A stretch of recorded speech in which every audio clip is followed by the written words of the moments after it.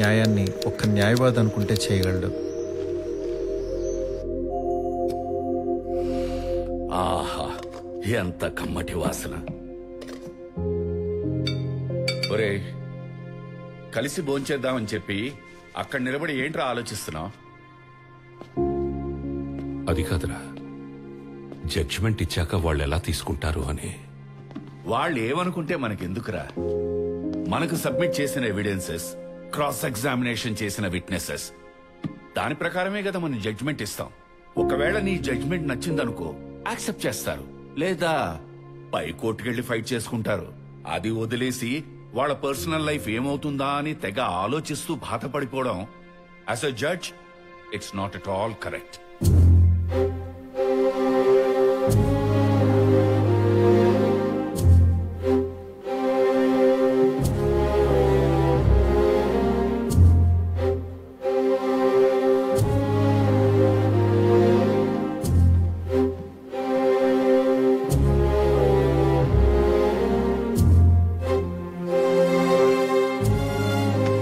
చెప్పుకోవాల్సింది ఇంకేమన్నా ఉందా? సార్, మా ఫాదర్ మీద ప్రామిస్ చేసి చెప్తున్నా, ఇంటర్వ్యూకి వెళ్ళిన రోజే అదోలా చూశాడు. లేదు, 3-4 టైమ్స్ ప్రైవేట్ గా కలవమని ఫోర్స్ చేశాడు. చీకొట్టానని కోపం పెంచుకొని న్యూడ్ గా ఫోటోస్ తీయించి మరి భయపెట్టాలనుకున్నాడు. అయ్యో, లేదు లేదు సార్. కేసు పెట్టడానికి పోలీస్ స్టేషన్ కి వెళ్తే పోలీసులతో క్లాస్ పీకించి పంపించేశాడు. అట్లీస్ట్ కోర్టులోనైనా జస్టిస్ జరుగుతుందన్న హోప్ తో డైరెక్ట్ గా అప్లై చేసి మేము ముందు నిలబెట్టా. ఇంకా మీరే ఎలాగైనా. అలాగే అలాగే చెప్పావు కదా, సేమ్ డైలాగ్ వర్షన్. ఎవరో రైటర్ని పెట్టుకు రాయించుకున్నట్టున్నావు. ఆ 4 లైన్లే బాగా ప్రాక్టీస్ చేసి వచ్చినట్టున్నావు. అయినా కోర్టుకు కావాల్సిన ఎవిడెన్సెస్, సాక్ష్యాలు, నీ ఎమోషనల్ యాక్టింగ్లు, ఫోర్స్డ్ ఎడిప్షన్లు కాదు. యువర్ ఆనర్, ఈ అమూల్య తన టాలెంట్ మొత్తం ప్రదర్శించి ఏం ఎక్స్పెక్ట్ చేస్తోందో మీకు ఆల్రెడీ ప్రూవ్ చేశాను. ఇలాంటి తప్పులు వేరే అమ్మాయి చేయకుండా సరైన తీర్పిచ్చి ఈవిడికి బుద్ధి చెప్పాలని కోర్టు వారిని కోరి ప్రార్థిస్తున్నాను. That's all your honour.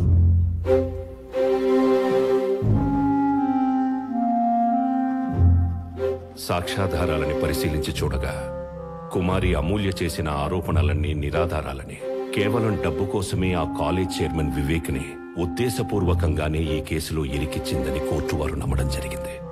ఇందుకుగాను కుమారి అమూల్యని మందలిస్తూ 50,000 రూపాయలు జరిమానా విధించడమైనది.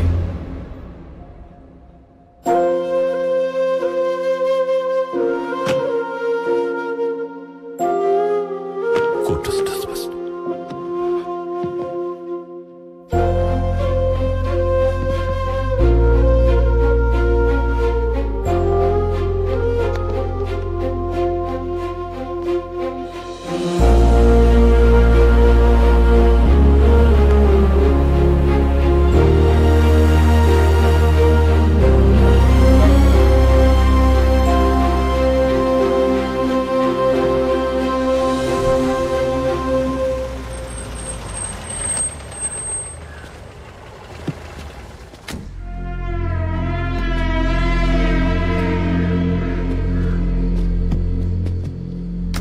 ఇక్కడికొచ్చాడేంటీడు?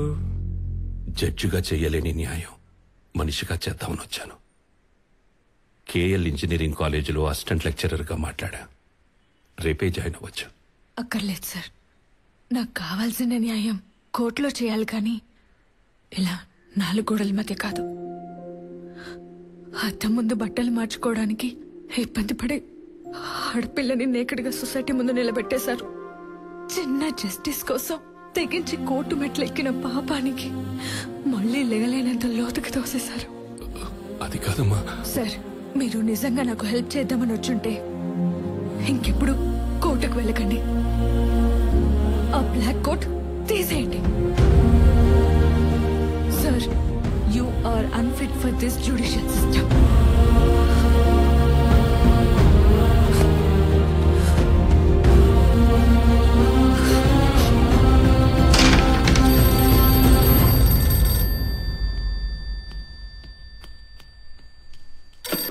హలో, నాన్నగారు ఉన్నారమ్మా? నాన్న, నీకే ఫోన్.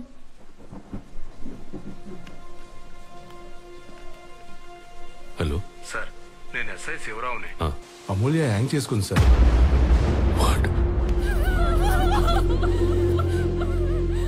ఇప్పుడే కదా తనని కలిసి వచ్చాను. అవును సార్, మీరు వచ్చేలాకే ఇలా జరిగిందంట. మీ జడ్జిమెంట్ వల్లే తను సూసైడ్ చేసుకుందని అందరూ అనుకుంటున్నారు. మీరు మాత్రం ఇటువైపు రాకండి సార్.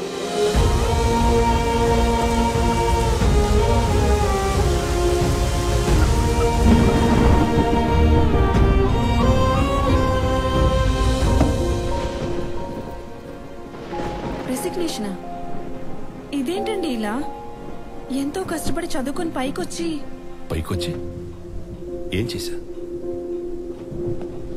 జడ్జి అనే పదానికి, ఆ ధర్మాసనం మీద కూర్చున్న నాకు, జనమిచ్చే గౌరవానికి, నేనిచ్చే తీర్పుకి సంబంధం లేనప్పుడు ఇక నేనెందుకు అక్కడ ఉండాలి?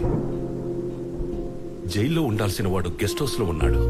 కాలేజీలో ఉండాల్సిన అమ్మాయి శవమై వేలాడుతోంది. ఒక ఆడపిల్లకి న్యాయం చేయలేని బ్లాక్ కోటు ఉంటే ఎంత, పోతే ఎంత? ఈ వ్యవస్థని మార్చగలిగే శక్తి లేనప్పుడు వ్యక్తిత్వాన్ని చంపుకొని బతకూడదు. కోర్టులో గెలిపించలేని అమూల్యనే కనీసం తన ఆఖరి కోరికనైనా తీర్చి గెలిపిస్తా.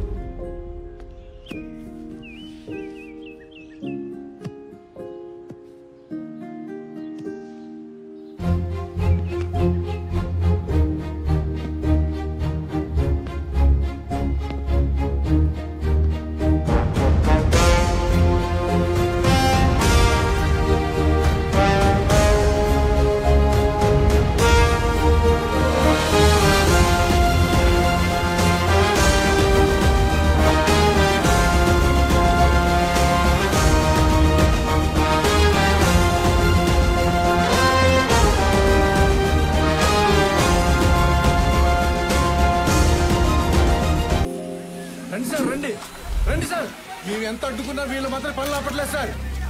ఆపడే, ఆపు, చెప్తున్నా ఆపండి, చెప్తున్నా అర్థం కాలేదు నీకు, ఆపు. ఈ మైథిలి కన్స్ట్రక్షన్ చేసే మోసాలు అన్ని కాదు సార్. మా 200 ఎకరాలు దళిత భూములు అక్రమంగా ఆక్రమించుకుని మాకు వేరే సరే నెంబర్లు చూపించి మమ్మల్ని మోసం చేస్తున్నారు సార్. ఎదురు తిరిగి మాట్లాడే వాళ్ళకి నరకం చూపిస్తున్నారు సార్. పాస్బుక్ చూపించలే, చూడండి సార్, మీరే చూడండి సార్, ఇగో సార్. లక్కీ చూడరా, వీళ్ళకి ఇంత క్లారిటీ ఉన్నప్పుడు నీలాంటి పట్టుకొని స్టే తెచ్చి ఆ కన్స్ట్రక్షన్ ఆపేయచ్చు కదా. నానా వాళ్ళకి తెలియదు కదా, కొంతమంది కమర్షియల్ క్యాండిడేట్స్ వల్ల పాడైపోతున్న ఈ జ్యుడిషియల్ సిస్టమ్ ని కాపాడటానికి రూపాయి అంటే ఇంట్రెస్ట్ లేని నాలాంటి నాన్ కమర్షియల్ లాయర్ ఇక్కడే ఉన్నాడని. కరెక్ట్. అవతలోడు ఎంత సౌండ్ అయినా వాడు మాత్రం జస్టిస్ కోసం నిలబడి అమాయకులకు న్యాయం జరిగే వరకు పోరాడుతూనే ఉంటాడని. ఎస్ రా, అయితే ఛానల్ వాళ్ళకి కాల్ చేసి అతని నంబర్ తీసుకుని నీ దగ్గర తీసుకొస్తా. నానా ఛానల్ కాల్ చేస్తే వాళ్ళు ఎందుకు ఇస్తారు? అటు చూడు, ఎవడి కన్స్ట్రక్షన్స్ గురించి బ్యాడ్ గా టెలికాస్ట్ చేస్తున్నారు, వాడి ప్లాట్లే కొనమని కింద యాడ్ చేస్తున్నారు. అంతా కమర్షియల్, మళ్ళీ ఎథికల్ గా ఉండరు నానా.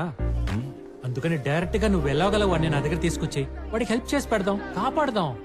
సీనియర్ క్లయింట్స్ రెడీ, వేడి వేడిగా కమింగ్. ఇప్పుడే వస్తానా? వాడిని ఎలా తీసుకురావాలో ఆలోచించు.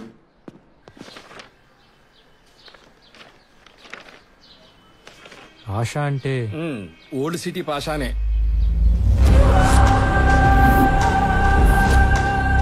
లిటికేషన్ ప్రాపర్టీ కదా, తక్కువ రేటుకి వస్తుంది కొందాం అనుకుంటే అక్కడికి వచ్చి తగలంటారు. పెద్ద మనుషులు తీసుకెళ్లి కూర్చోబెట్టి ఇది తప్పు రాబాబు అని చెప్పడానికి చూస్తే వాళ్ళ మొహాల మీద ఉమ్మేసి తల పగలగొట్టి అల్లరల్లరి చేసి ఇంకెవడొచ్చినా కదలని పొజిషన్ లో సెటిల్ అయిపోయారు.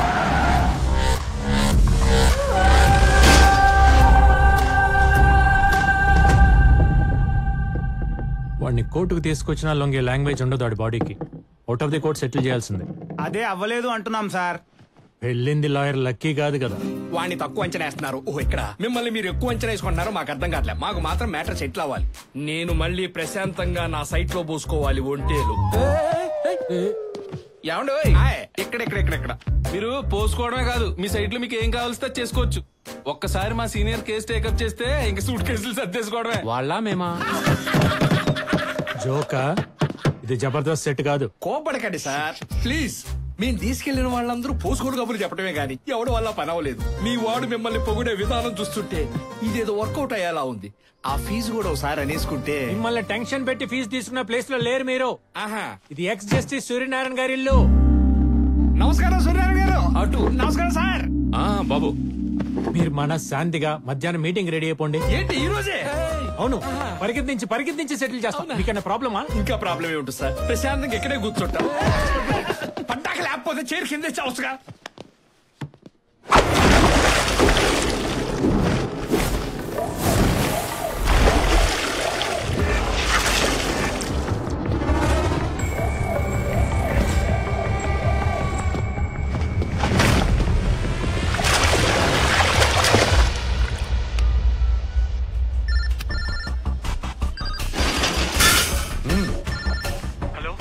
నేను లాయర్ లక్కీని మాట్లాడుతున్నా. బజ్జీ నమస్తే బ్రో.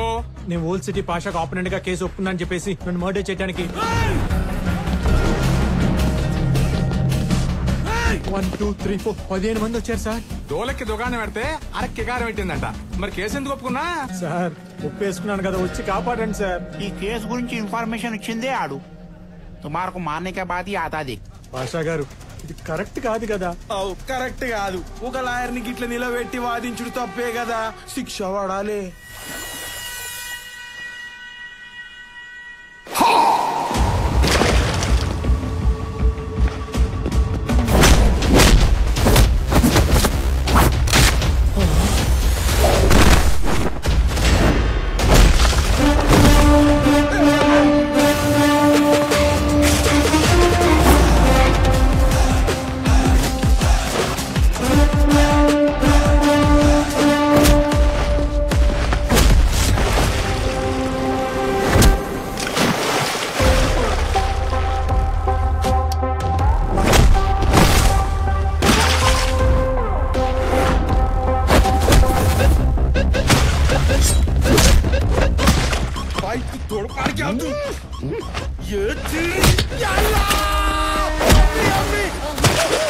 ఎందుకన్నా ఇంత గట్టిగా కొడతాయి? చిన్న పిల్లడు ఉన్నాయన్నా, చచ్చిపోతాయన్నా. నేను పిల్లగా దీన్నే ఆత్మరక్షణ అంటారు. మనల్ని చంపడానికి ఎవడైనా వస్తే మనల్ని మనం కాపాడుకోవటానికి అవతలోని కౌన్సిల్ చేసినా, ఇలా గాల్లో ఎగరేసినా,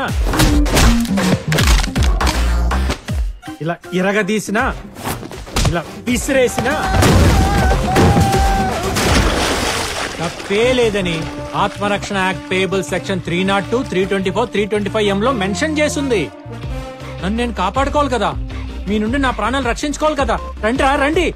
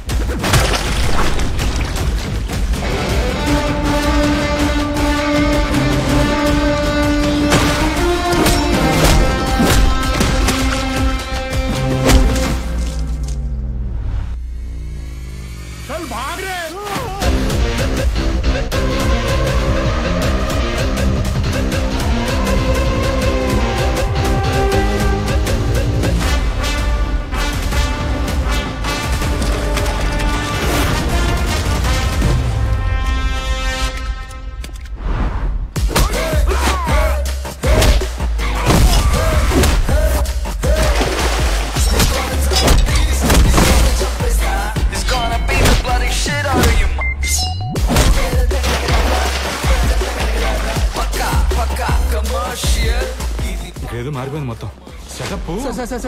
నన్ను కాపాడండి సార్, నన్ను రక్షించండి సార్. ఏంటయ్యా చూస్తున్నా, నువ్వే వాళ్ళు బాధ చేసినట్టుంది. నాకు తెలుసు మీరు ఇలా అంటారని, అందుకే సేఫ్ గా విట్నెస్ వీడియో కూడా తీయించా. చూడండి. ఎస్ సార్, అంతా రికార్డెడ్ గా ఉంది. అంతేకాదు, నువ్వే నన్ను చంపడానికి ఇన్ఫర్మేషన్ ఇచ్చావంటగా, అది రికార్డ్ చేశా. రే బజ్జీ, ఎత్రీగా నిన్నే యాడ్ చేయాల్సి ఉంటుందేమో. అమ్మని అమ్మ, అది కాదు కానీ న్యూమరాలజీ ప్రకారం ఆ నెంబర్ మనకు వర్కౌట్ కాదు. కూర్చొని క్లోజ్ చేసుకో. అయితే ఇంకెందుకు లేటు, పదా. ఓకే, ఇదిగో సైన్ చేసేయండి. ఇక్కడ ఇక్కడ ఇక్కడ. రే ఏనుగు, అందరికి చాక్లెట్లు ఇచ్చారా? ఏకే అబ్బాయి చేతిలో చాక్లెట్ పెట్టి మొత్తం మ్యాటర్ సెటిల్ చేస్తాను. అయితే నోట్లో పెట్టాలి చాక్లెట్. అది కాదు సాబ్, పేపర్ జిరాక్స్ లకి, షెడ్లకి, ఫర్నిచర్ కి, పెట్రోల్ కి, సరుకులకి. నీ పద్దులు పుస్తకాలు ఎంతో 10 అయిందా? 1000 అన్న. లక్షలరా. ఇస్తారా? ఇప్పిస్తా. నేను ఒక మ్యాటర్ సెటిల్ చేస్తే బోత్ ది పార్టీస్ హ్యాపీగా నవ్వుతూ ఇంటికి వెళ్ళాలి, తన్నులు తిన్నా కూడా. హలో, నీకే రూపాయి ఫీజు ఇవ్వట్లేదంటే ఈ కర్రోడికి డిప్పగడికి 10 ఇప్పిస్తాలే అంటారేంటి? ఇంత కరెక్ట్ గా వచ్చేసేటేంటి? అమ్మ నా కన్నింగ్ క్లయింట్, ఇదా నీ వ్యాపారం? బిల్డింగ్ చేసుకునేవాడుగా. ఈ డార్క్ సర్కిల్స్ కవర్ చేసుకోవడం కోసం ఈ క్లాసులు పెట్టుకొని తిరుగుతున్నావా? సరే అయితే వాళ్ళకో 25, నాకో ఫార్చునర్ గిఫ్ట్ ఇచ్చే. 10 25 అవటం ఏంటి? అసలు ఏమి లేనోడికి ఫార్చునర్ ఇవ్వటం ఏంటి? అంత పెద్ద సైట్ సెటిల్ చేసి నేను ఆ పాత బండిలో తిరుగుతుంటే నువ్వు మటుకి చూస్తూ ఊరుకోగలవా? రేపు పొద్దునే వద్దన్నా నా ఇంటి ముందు కొత్త వైట్ లెజెండర్ పెట్టావు. అమ్మో అమ్మో, ఫీజు ఎందుకు వద్దన్నావు ఇప్పుడు నాకు అర్థమైంది. చెప్తాను. ఎవరికి చెప్తావు? మీ నాన్నకి. ఏమని చెప్తావు? కిరాణా కొట్టుకు చింతపండు కొనడానికి వచ్చినోడు కూర్చోబెట్టి మా వాడు అట్టంటోడు ఎట్టంటోడు బుద్ధుడు అని గుద్ది చెప్తున్నాడు. కాదండి, పక్కా కమర్షియల్ కన్నింగ్ లాయర్, ఆయన కళ్ళు తెరిచేలా చెప్తా. ఆయనకి తెరుచుకునే లోపు నిన్ను మూసేస్తారు. ఎలా మూసేస్తారు? చెప్తా. ఒకసారి కన్నీటి ఇవ్వండి. సార్ లోడేడా? ఫుల్లీ. పెట్టుకో. ఎందుకండి? నీకు అలవాటే కదా. నిప్పు రవ్వలు పడకుండా. నా క్లయింట్ పాషాని సెటిల్మెంట్ కని పిలిచి పానిక్ అటాక్ చేసి పాయింట్ బ్లాంక్ లో గన్ పెట్టి సైన్ చేయించుకున్నందుకు attempt to murder section IPC 307, 506, arms act 24 కింద నిన్ను బొక్కలో దోసి. అసలు నిన్ను. ఆగు, నీ మనసులో మాట నేను చెప్తా. చెప్పండి, ఏమనుకున్నానో చెప్పండి. ఎలాంటోడైతే సొసైటీలో ఉండకూడదని మీ నాన్న అనుకుంటున్నాడు, అలాంటోడు ఆయన ఇంట్లోనే ఒకడు ఉన్నాడని ఆశ్చర్యపోయేలా ఉన్నా నువ్వేనా? కరెక్ట్. క్రిమినల్ లాయర్ అంటే క్రిమినల్స్ కి లాయర్ అని కొత్త మీనింగ్ వచ్చేలా యాటిట్యూడ్ లో మార్చిన నువ్వు క్రిమినల్ లాయర్ వేనా? ఇది కరెక్టే. కాదు, క్రిమినల్ మెంటాలిటీ ఉన్న లాయర్. పొల్లు పోకుండా మనసులో ఉన్నది మొత్తం చెప్పారు. కానీ ఇంకోటి అనుకున్నా, మీకు తెలియలే. చెప్పు. మీరు కేసు ఒప్పుకునే ముందు ఫీజు వద్దు రమ్మంటారు. పని అయ్యాక వాడిని వంగ పెట్టి ఆపు నీ బాడీ లాంగ్వేజ్. ఇంతకు మించి అసభ్యంగా ప్రవర్తించావనుకో అండర్ సెక్షన్ 504 ప్రకారం ఇంకో 3 ఏళ్ళు. రేపు పొద్దునే 10ంటికి కొత్త కారు తీసుకుని నా ఇంటికి వచ్చేసి. సెల్యూట్ కొట్టించుకోవడానికి నేను హీరోని కాదురా, విలన్.